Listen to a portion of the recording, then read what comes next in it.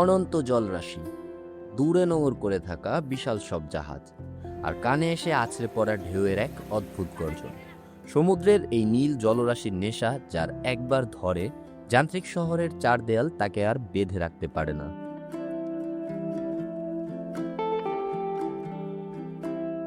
আসসালামু আলাইকুম everyone, welcome back to the Bhabaghure. আশা করি সবাই ভালো আছেন।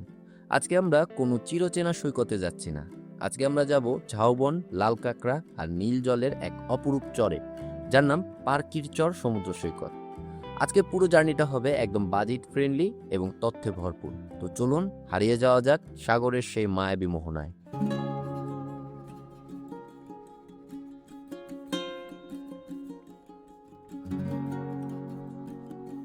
তো ভিডিওর গভীরে যাওয়ার আগে আমরা জেনে নেই কিভাবে এই পার্কি বিচে আসতে হবে। পার্কির চরে যাওয়ার জন্য আমাদের প্রথমে চলে আসতে হবে চট্টগ্রামের নতুন ব্রিজে। প্রায় সকাল 11টার দিকে আমরা নতুন ব্রিজে এসে পৌঁছালাম। যেহেতু এটা একদিনের সারাদিনের ট্রিপ, তাই আমার পরামর্শ থাকবে যত সকালে শুরু করতে পারবেন বিচে তত বেশি সময় পাবেন। এবার আসি খরচের হিসাবে। নতুন ব্রিজ থেকে সরাসরি কিন্তু কোনো বাস পার্কি বিচে যায় না, একমাত্র ভরসা সিএনজি। আপনি যদি সরাসরি রিজার্ভ সিএনজি নিতে চান তবে প্রায় 500 টাকার মতো ভাড়া নিবে। কিন্তু আমরা যেহেতু খাঁটি বাজেট ট্রাভেলার, তাই রিজার্ভ না নিয়ে ভেঙে ভেঙে যাওয়ার ডিসিশন নিলাম। রুটটা একটু মাথায় রাখুন। নতুন ব্রিজ থেকে প্রথমে মাঝের ট্যাগ, সেখান থেকে চাতুরি চৌমোহনী, আর চাতুরি চৌমোহনী থেকে সরাসরি পার্কি বিচ। তবে আমার বাস্তব অভিজ্ঞতা থেকে বলছি, ভেঙে ভেঙে না গিয়ে সরাসরি একটা সিএনজি রিজার্ভ করে চলে যাওয়াই সবচেয়ে বুদ্ধিমানের কাজ।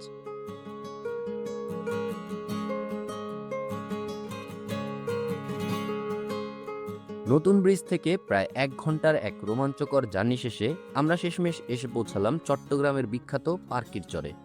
বিচে পা রাখতেই মনটা একদম জুড়িয়ে গেল।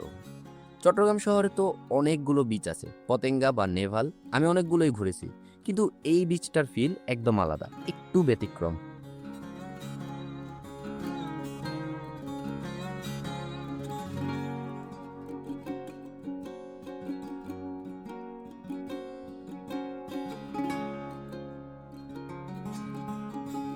এখানে একটা সিক্রেট শেয়ার করি। আসলে এখানে কিন্তু পাশাপাশি দুটো আলাদা সৈকত, একটা ফুলতলি বিচ আর একটা পার্কি বিচ।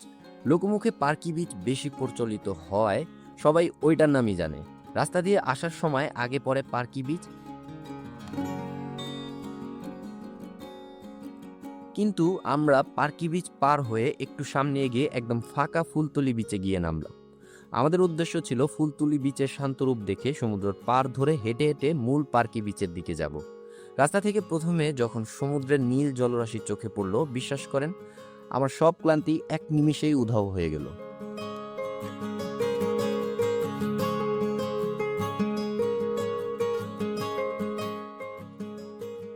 সমুদ্র দেখে চোখের শান্তি তো হইল, কিন্তু কিছুক্ষণ পরেই পেটের ভিতর থেকে ইঁদুররা ডাকতে শুরু করলো।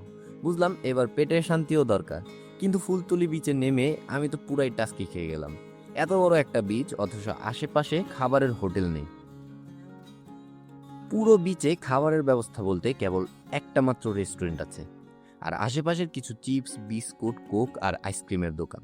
ক্ষুধা যেহেতু লেগেছে, তাই কোনো অপশন না পেয়ে ওই একটা রেস্টুরেন্ট থেকেই দুপুরের খাবারটা সেরে নিলাম। খাবার মোটামুটি ভালোই ছিল, তবে আমার মতে মূল পার্কি বিচের দিকে অনেকগুলো খাবারের হোটেল আছে। আপনারা যারা আসবেন ওইখান থেকে দুপুরের খাবারটা খেয়ে নিলে অনেক অপশন পাবেন।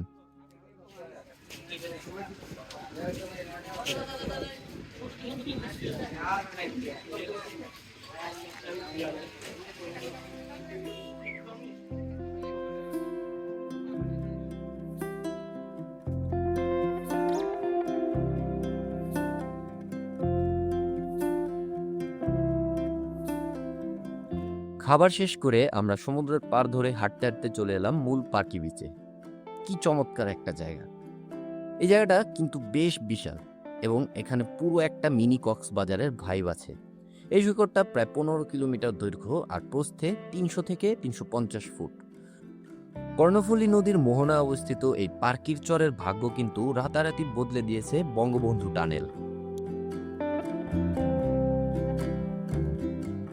আগে যেখানে চট্টগ্রাম শহর থেকে আনোয়ারা হয়ে এখানে আসতে 2 থেকে 3 ঘন্টা লেগে যেত, এখন টানেল হওয়ার কারণে পতেঙ্গা থেকে মাত্র 15 থেকে 20 মিনিটে পর্যটকরা এখানে চলে আসতে পারছেন। ধীরে ধীরে জনপ্রিয় হয়ে ওঠা এই সৈকতের সবুজ ঝাউবন আর নীল জলরাশি এখানে প্রতিদিন শত শত পর্যটককে স্বাগত জানাচ্ছে। পর্যটকদের বিনোদনের জন্য এখানে স্পিডবোট, সি বাইক থেকে শুরু করে হর্স রাইডিং এরও ব্যবস্থা রয়েছে। আচ্ছা, পার্কি বিচের ইতিহাস বলতে গেলে একটা আজব আর বিশাল জাহাজের কথা না বললেই নয়, যা দীর্ঘদিন এইখানে আটকে ছিল। আপনারা অনেকেই হয়তো জানেন 2017 সালের 30শে মে যখন ভয়াবহ ঘূর্ণিঝড় মোরা আঘাত হানে, তখন নৌর ছিঁড়ে একটা দানবীয় জাহাজ এই পার্কি সৈকত এসে আটকে পড়েছিল। দীর্ঘ কয়েক বছর জাহাজটি বিচের সৌন্দর্য আর রহস্য বাড়িয়ে রেখেছিল। অবশেষে 2021 সালের ডিসেম্বরের দিকে জাহাজটি কাটার অনুমতি পায় একটি প্রতিষ্ঠান, এবং 2022 সালের শুরুর দিকে এর শেষ টুকরোগুলোও পুরোপুরি অপসারণ করা হয়। আজ সেই জাহাজটি নেই, কিন্তু তার স্মৃতি এখনো এই সৈকতের বালিতে মিশে আছে। গল্প করতে করতে কখন যে বিকেল হয়ে গেল টেরই পেলাম না। আর এই বিকেলের সময়টা ছিল আজকের পুরো দিনের সবচেয়ে সেরা মুহূর্ত। সমুদ্রের পাড় ধরে হেঁটে চলা, দূরে বড় বড় জাহাজের আড়ালে সূর্যের বিদায় নেওয়া, আর লাল আকাশের প্রতিচ্ছবি নিয়ে ঢেউগুলো যখন পাড়ে এসে আছড়ে পড়ছিল, সেই অনুভূতি সত্যিই ভাষায় প্রকাশ করার মতো না।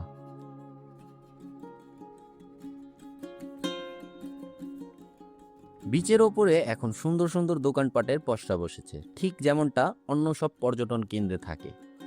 আমরা সেই দোকানগুলো একটু একটু করে ঘুরে দেখলাম, টুকটাক কিছু শট নিলাম। সূর্যমামা ডুবে যাওয়ার সাথে সাথেই চারপাশটা কেমন যেন শান্ত হয়ে এলো। আমাদের আজকের এই একদিনের পার্কির চরের রোমাঞ্চকর সফরও এখানেই শেষের দিকে চলে এলো। তবে যাওয়ার আগে আপনাদের জন্য কিছু জরুরি সতর্কতা। পার্কি বিচে কিন্তু এখনো থাকার মতো ভালো হোটেল বা মোটেল গড়ে ওঠেনি, তাই সন্ধ্যা নামার আগেই শহরে ফিরে যাওয়া ভালো।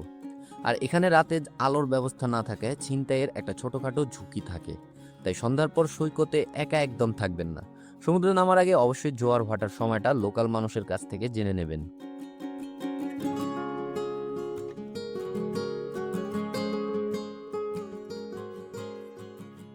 তো বন্ধুরা, চট্টগ্রাম থেকে একদিনের এই পার্কি সমুদ্র সৈকত ভ্রমণ আপনাদের কেমন লাগলো?